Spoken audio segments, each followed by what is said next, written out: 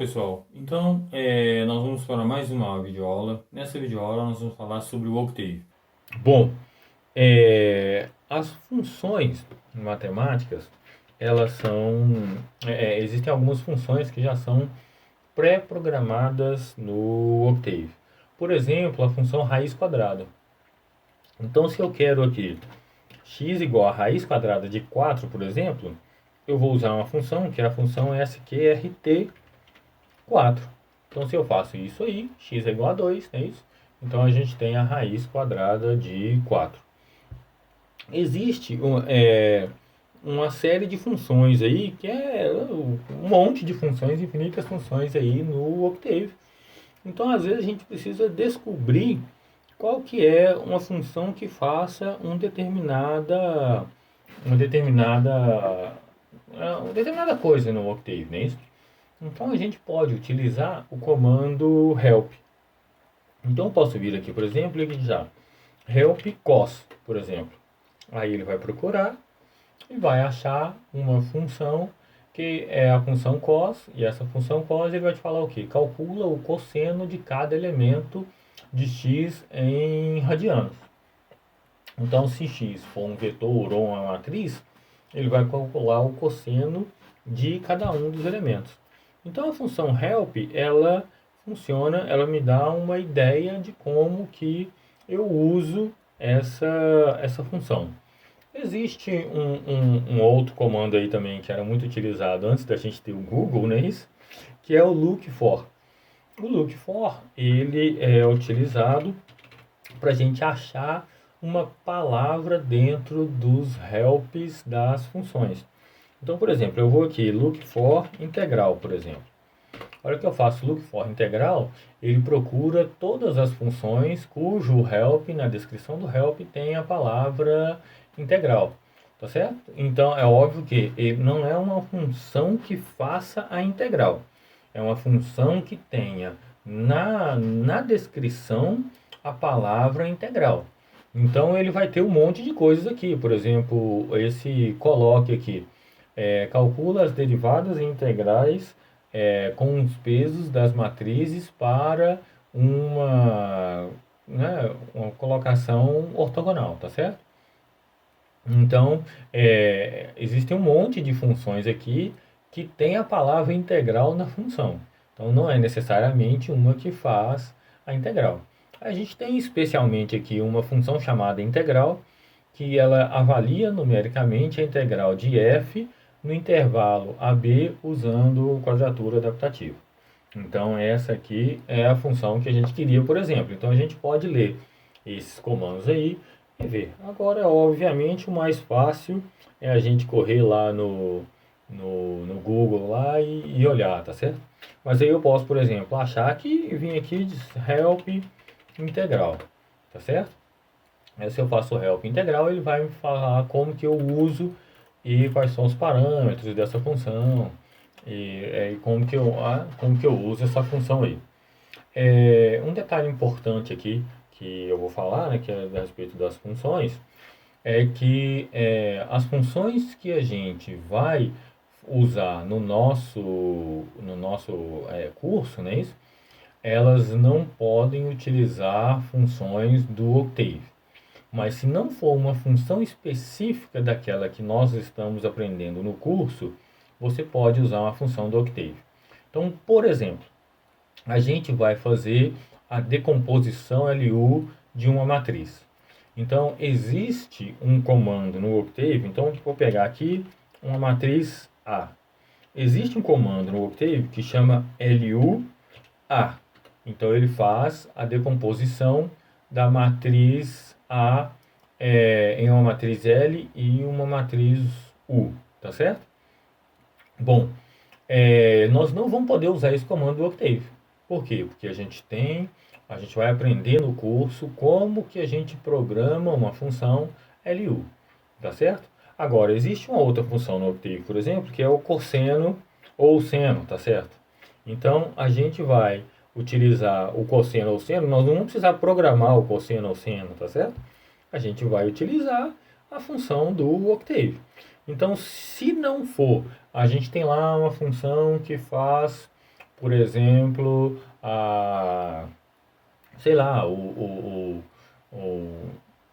quadrado de um número, igual a gente viu ali, a raiz quadrada de um número, ou então né, várias funções que são funções padrões do Octave. Essas a gente pode utilizar, porque não é algo que nós vamos aprender como fazer no curso. Agora, por exemplo, a função integral. Integral, nós vamos aprender a fazer integral, inclusive por essa técnica da quadratura que foi escrita ali. Então, a gente não vai poder usar a função integral, por exemplo. Tá certo? A gente só vai poder utilizar outras, as funções que a gente aprende no curso, nós não vamos poder utilizar elas padrão do Octave. Tá certo? Bom, existe uma outra variável também que é interessante a gente falar, que é a variável i e j, que é utilizada também para representar números complexos. Tá certo? Então, por exemplo, se eu vier aqui e fizer que z1 é igual a 3 mais 4i, isso aí é um número complexo. Então, se eu vier aqui e fizer ABS Z1, por exemplo, isso aqui é o ρ do número complexo lá, né? Isso que é a norma do número complexo lá, que é o tamanho do número complexo, que é igual a 5, não é isso? Então, eu posso fazer então com o J também. Então, eu vou fazer aqui igual a, sei lá, 5 menos 6j. Isso aí opa, esqueci do igual aqui, não é isso? Isso aí é outro número complexo. Então agora eu posso fazer z1 mais z2. Então isso aí é a soma de complexos. Bom, então aí existem alguns comandos que eu posso utilizar também aqui nos números complexos, que é real, por exemplo, Z1. Isso aqui retorna a parte real do Z1. Imagem Z2 retorna a parte imaginária do Z2.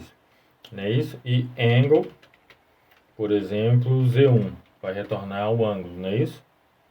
Então, a gente tem essas funções aí para trabalhar com números imaginários aí. Nós vamos trabalhar pouco com números imaginários aí. Bom, a gente pode também declarar matrizes e vetores no Octave, tá certo? Para declarar um vetor, como que eu posso entrar com um vetor no Octave? Então, para eu entrar com um vetor no Octave, então eu vou colocar o nome da variável, abro colchetes e a partir desses colchetes eu coloco os meus números, né, os meus elementos do meu vetor, separados por vírgula, espaço ou ponto e vírgula. Bom, se esse vetor for um vetor linha, ou seja, ele tem apenas uma linha, então eu posso separar os meus valores por espaço ou por vírgula. Então, por exemplo, eu posso falar que x igual a 1, 2 e 3.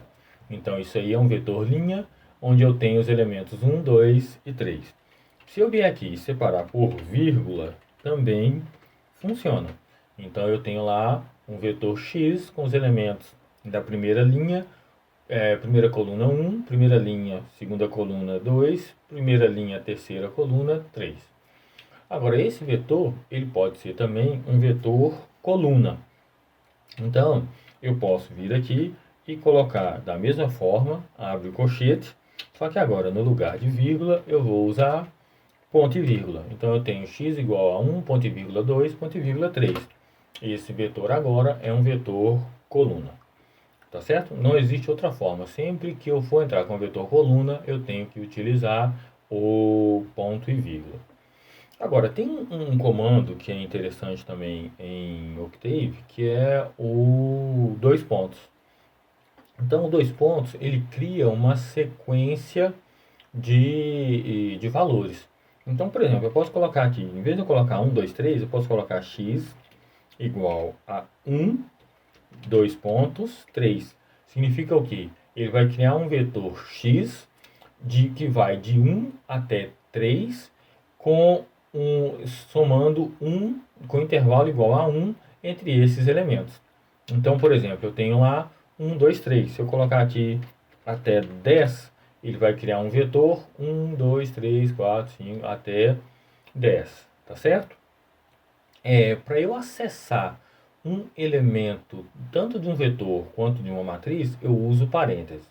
A diferença é que quando eu tenho um vetor, eu posso utilizar apenas um número entre parênteses. Então, se eu vier aqui e colocar aqui x2, ele vai acessar o elemento 2.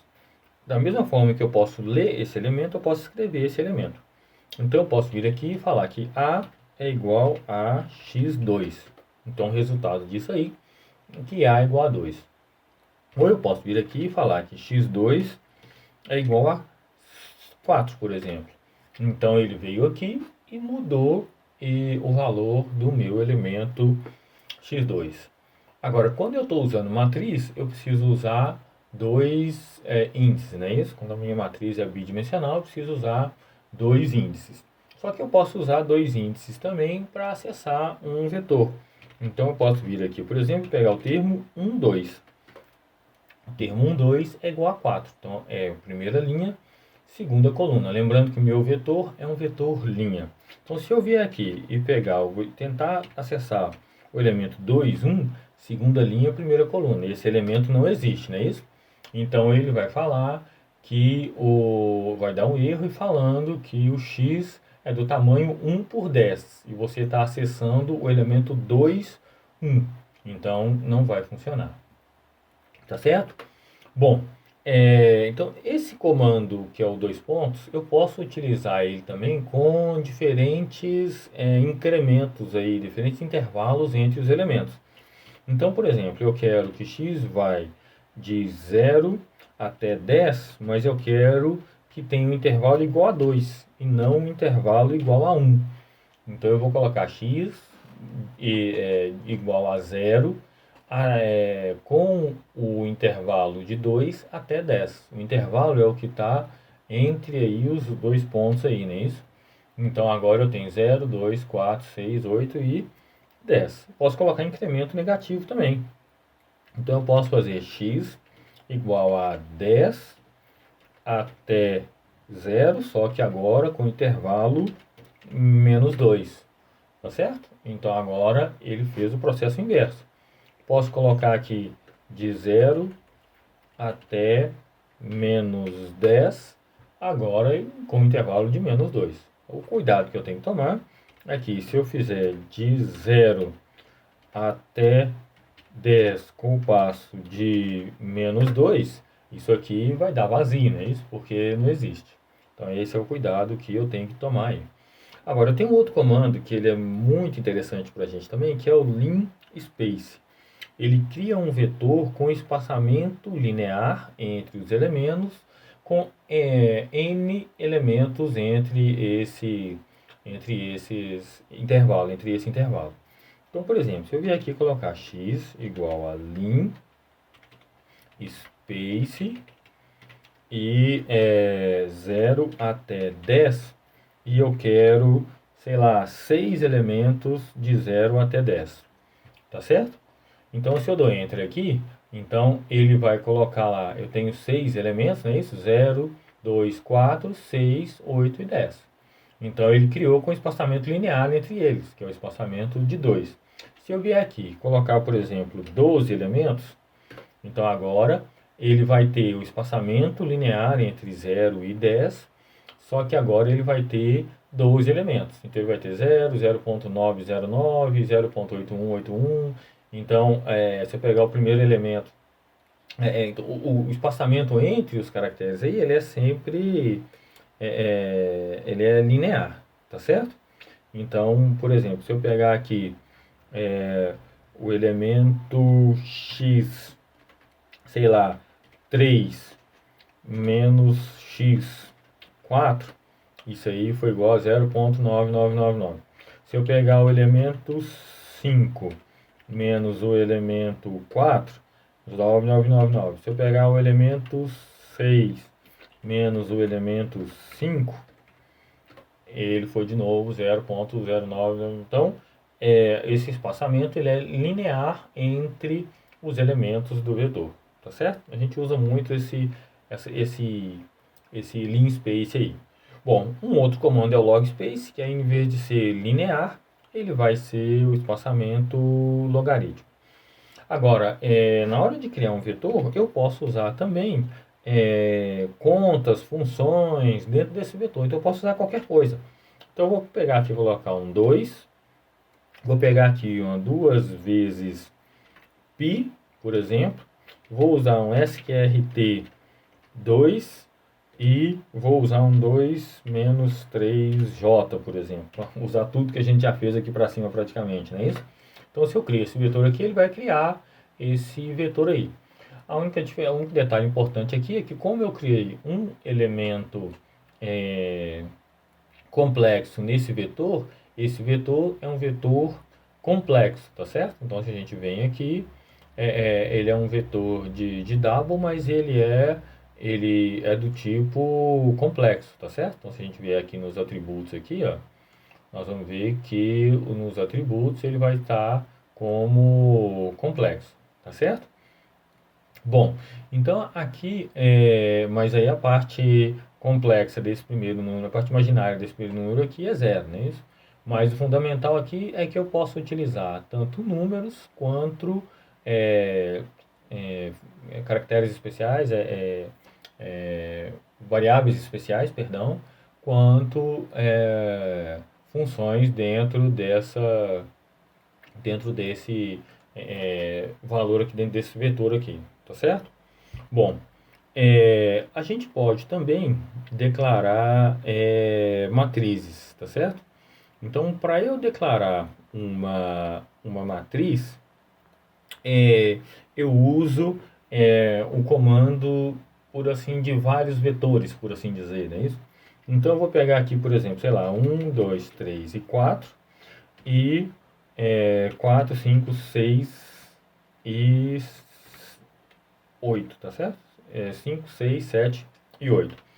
Então, aqui eu separo as linhas da mesma forma que a gente acabou de aprender no vetor.